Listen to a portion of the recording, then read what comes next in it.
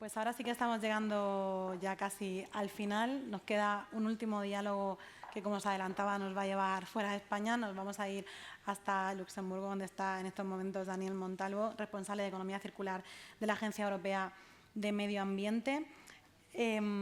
Vamos a ver si podemos ir conectando con él. Con él vamos a analizar pues, la visión de la Agencia Europea de Medio Ambiente sobre en qué punto está tanto Europa como los Estados miembros en materia de economía circular y de gestión sostenible de recursos. Ya está ahí Daniel. Buenas tardes, Daniel. Hola, buenas tardes. ¿Qué tal? ¿Qué tal? Muchísimas gracias por atendernos desde allí y acceder a este último diálogo de cierre, ¿no? Pues con este toque internacional europeo para entender cuáles son pues, las palancas de acción que se están impulsando desde allí. Ya hemos hablado mucho del marco legislativo, ¿no? Así que pues voy a preguntarte antes de nada, Daniel, ¿cómo veis desde la Agencia Europea de Medio Ambiente el progreso, ¿no?, que ha sido la Unión Europea en general, los Estados miembros en particular y, si quieres, más en concreto todavía, España en la transición hacia una economía circular? Bueno, pues lo primero que diría es con un tono positivo, que creo que tenemos razones por las que alegrarnos, pero a la vez también tenemos razones para tener ganas de más. La circularidad en Europa, si la mides en el porcentaje de materiales que vienen de la gestión de residuos en la producción total, es alrededor del 12% en Europa. Y esto es bastante más que en otras partes del mundo, pero es bastante poco a la vez, ¿no? Otra cosa que vemos también es que la tendencia no cambia mucho. Este nivel del 12% es más o menos el mismo nivel desde hace prácticamente unos 10 años, si no un poquito más. Es decir, que es el momento de acelerar, de realmente hacer que el cambio ocurra y ocurra más rápidamente, ¿no? Pero bueno, supongo que hablaremos más en esta conversación de por qué puede pasar esto, o cómo podemos hacerlo y demás.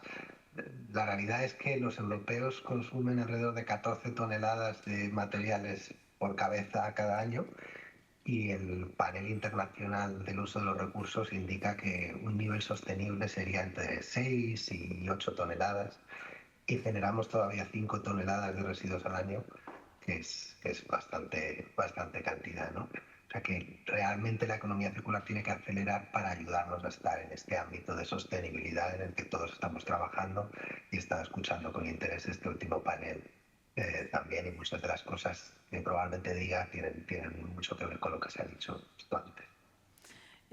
Claro, hay datos que nos indican que todavía hay que acelerar, como dices, pero quería preguntarte, primero de forma también positiva, ¿no?, ¿cuáles son los avances? ¿Cuáles crees que han sido los principales hitos o avances también pues, en esas políticas, ¿no?, de implementación de economía circular que veis desde Europa, que mandáis desde Europa? A ver, las políticas de economía circular existen desde hace muchos años con otras etiquetas. Antes, por ejemplo, se utilizaba la etiqueta de sistemas de producción y consumo sostenibles, etcétera. Una cosa importante que ha ocurrido es que esta nueva etiqueta de economía circular funciona mucho mejor para gente con muchos intereses diferentes, ¿no? Y ha habido una mejora del sistema legislativo en estos últimos años, aunque también percibo de las intervenciones anteriores que es un poco un tsunami que hay que manejar y digerir, ¿no? Pero yo creo que sí que han pasado cosas muy importantes en el sistema legislativo de la economía circular, que son bastante prometedores estos cambios, y si se implementan bien y se implementan de una forma sencilla y simplificada, como os he dicho antes, yo creo que tiene mucho potencial. Creo que además han sido recientemente años en los que cada vez tenemos mejores datos para entender la transición y entenderla más allá del flujo material y de residuos, pero también cómo se van transformando los modelos de negocio, la relación de los consumidores con los productos, y muchos otros aspectos que son importantes en esta transición, y con mejor información podremos también tomar mejores decisiones. Otra cosa que yo creo que ha pasado es que cada vez hay más dinero disponible para este tipo de propuestas, dinero público y dinero privado. Y aún todavía tenemos mucha distancia entre el dinero disponible y el que se necesita, pero creo que los números van en buena dirección. Y hasta hace muy poco teníamos muy buen clima a nivel internacional respecto a todos estos temas de la economía circular, con un tratado de plásticos que se estaba finalizando, con iniciativas de cooperación entre la Comisión Europea, con otras regiones del planeta en temas de economía circular, etc. Este último ámbito está un poquito diferente en estos últimos 2-3 meses y habrá que ver cuál es la situación nueva, pero la realidad es que hay mucho interés en que la economía circular sea un esfuerzo más global y no solo una iniciativa de aquellos que quieren hacer las cosas mejor, ¿no? Daniel, comentas esas reticencias de los últimos meses. Además de eso, ¿qué otros obstáculos identificáis, ¿no?, desde la Unión Europea que puede haber en los distintos países para que siga siendo una barrera, ¿no?, que se pueda desplegar? ¿Qué obstáculos veis y qué estrategias también pensáis que pueden ayudar a mitigar esos obstáculos? Una cosa la ha dicho uno de los panelistas justo antes. Yo creo que la continuidad en el marco legislativo y en la orientación de las políticas es muy importante, porque si no, los agentes económicos pues sufren confusión o retrasan sus decisiones de inversión. Creo que las señales del marco jurídico tienen que ser consistentes y esto desafortunadamente estamos ahora en una situación geopolítica que no conduce mucho a ello, ¿no? Pero yo creo que hay sobre todo dos obstáculos principales en la economía circular. Uno es la fragmentación del mercado y otro es el acceso al capital. ¿Qué quiero decir con eso? Creo que lo han comentado varios intervinientes antes en el tema del ejemplo del empaquetado y los envases. Draghi y Letta han hecho estos dos informes sobre el futuro de Europa y una de las cosas que hablaban es que la economía circular en Europa no es una economía europea, es una economía fragmentada. Las normas operan mucho a niveles nacionales o regionales, lo cual supone una barrera para hacer una verdadera economía de escala. Incluso Draghi le pone un número y dice que sería equivalente a una tarifa del 45%, un arancel del 45% a nivel interno si estuviese aplicada en nuestros intercambios comerciales con otras partes del mundo, ¿no? Se ha hablado antes, por ejemplo, de los criterios de fin de condición de residuo y de muchos otros aspectos técnicos y legales que afectan al mercado y a esa unidad del mercado.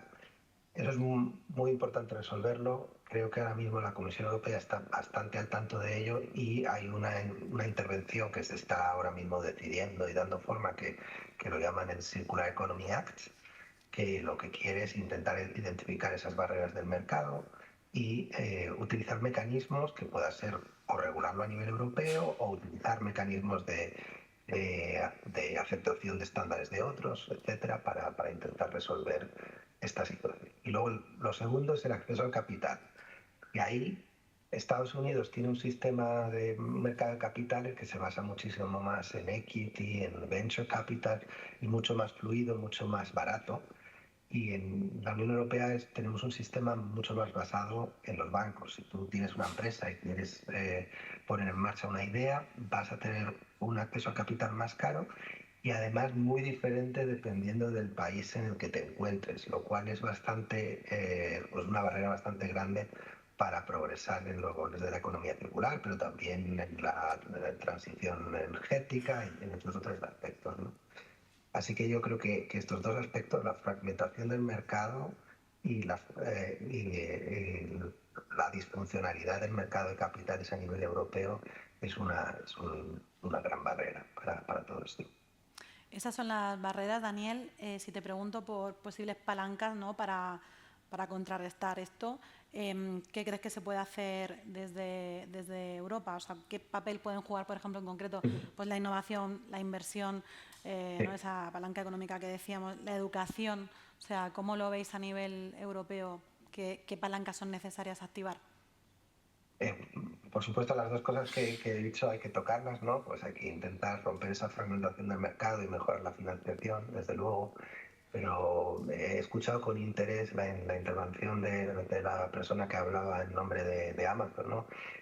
La tecnología va a jugar un papel muy fuerte en esta transición a una economía circular. Desde luego, es un aspecto muy importante y la economía circular es una economía basada en el conocimiento, que tiene un mayor valor añadido Por lo tanto, el soporte tecnológico es muy importante y eso implica que también tenemos que educar a nuestra fuerza laboral para que sea capaz de desempeñar esos trabajos que van a tener unas habilidades diferentes, ¿no? Otro elemento importante que no he hablado todavía de ello es la aceptación de la ciudadanía de las propuestas de la economía circular, ¿no? Por ejemplo, cuando hablamos de la transición de producto al servicio, ¿no? Hay un diferente riesgo moral cuando lo que haces no es comprar algo que es tuyo, sino que lo que haces es usar algo que es de un agente económico y que es pues, un leasing o lo que sea, ¿no? Eso significa que necesitamos convencer también a los consumidores de que estas opciones son buenas para ellos y tenemos que cambiar el marco jurídico para también tener en cuenta su comportamiento diferente, etc. Otra cosa que es importante es que muchas veces las propuestas circulares pueden estar en un precio diferente o pueden tener un precio que se expresa de una manera diferente. Normalmente los consumidores se fijan en lo que cuesta algo en el momento en el que toman esa decisión y no tienen en cuenta el coste total del derecho de uso o de la propiedad de algo, ¿no? Esto es importante que también se refleje pues, en toda la legislación de consumidores, etcétera, ¿no?